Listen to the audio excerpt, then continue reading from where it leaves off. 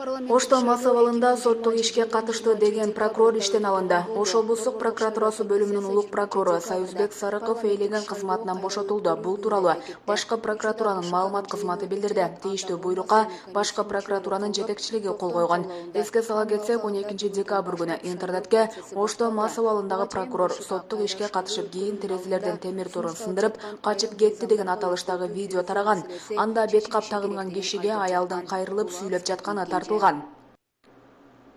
Башкы прокуратуранын маалыматына караганда, аял мас болуп туруп менин баламдын тагдырын чечкенге кантип дитиң барда? Сүйлөй албай турасың го, кагаздан дагы окуй албай жатасың. Мен тийиштүү органдарга кайрылам деген. Андан ары видеодон киши кайсы бир кабинетке кирип кеткенин жана терезенин темир тору ийилип калганын көрүүгө болот. Бул боюнча териштирүү иштери башталганын башкы прокуратурадан кабарлашкан. Кызматтык иликтөө иштери дагы эле уланып жатканы айтылды. Булак Спутник KG. Чечилиши керек деген айтып жаткан. Булак Спутник KG. Депутат аял күйөөсүн өлтүртүү үчүн 400 000 рубльга киллер жалдаганы белгилүү болду. Россияда Чапаев шаарынын 6-чакырылышынын депутаты Наталья Гурьянова күйөөсүн өлтүртүү үчүн 400 000 рубльга киллер жалдаганы белгилүү болду. Бул тууралуу орусиялык басылмалар жазып чыгышууда. Маалыматка ылайык, ал күйөөсүн өлтүртүү үчүн курбусу менен бирге алдын ала даярдык көрүшкөн.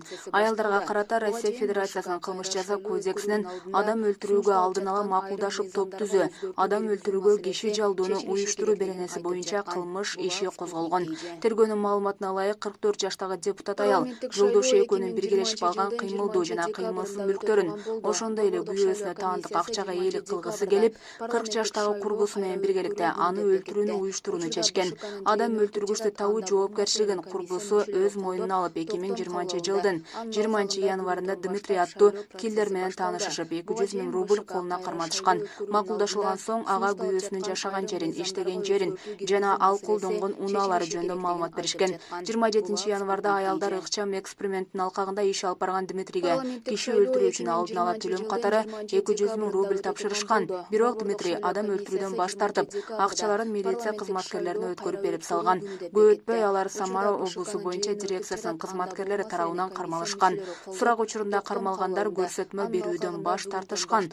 Курбуларга 20 жыл эркинен ажыратуу чечими чыгарылды.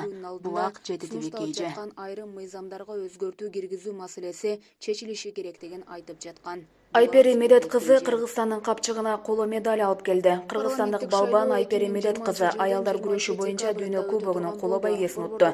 Мелдештен жүрүшүн дүйнөлүк күрөш уюмунун расмий сайты түз көрсөттү. 3-чү байгелүү орун үчүн кыргыздын балбан кызы россиялык Екатерина Букина менен кармашты. Медет кызы атаандашын 11-8 эсебинде утту. Ал 76 кг салмактын чейрек финалынан тарта күрөшүп, алгачкы атаандашы болгариялык Мария Аряшкованы 5-3 эсебинде утуп алган. Жарым финалда германиялык Алина Фоккенге 4-6 эсебинде жеңилген болчу. Германиялык спортчу финалга чыгып, кыргызстандык балбанга коло байге үчүн күрөшүүгө мүмкүнчүлүк пайда болгон. Эскерте кетсек, бүгүн эле 68 кг салмакта кыргызстандык балбан кызы Мерим Жуманазарова алтын медаль уткан. Ал эми кечээ 62 кг салмактагылар арасында Айсулуу Тыныбекова чемпион болгон. Булак Спутник KG.